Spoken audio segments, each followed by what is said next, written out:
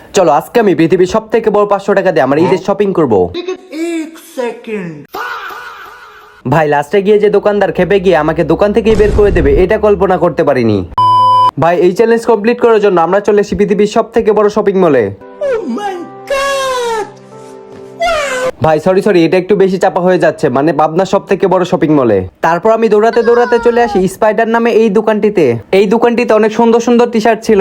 তারপর একটির পর একটি অনেকগুলো টি শার্ট দেখতেছিলাম। এখান থেকে প্রায় অনেকগুলো টি শার্ট দেখার পর একটি টি শার্ট আমার পছন্দ হয়।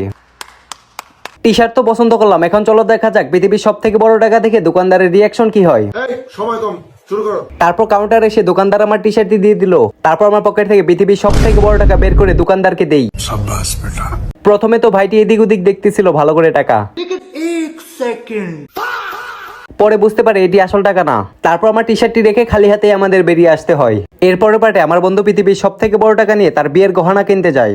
এই পার্টটি দেখতে চাইলে তোমরা তাড়াতাড়ি লাইক, কমেন্ট এবং সাবস্ক্রাইব করে দাও।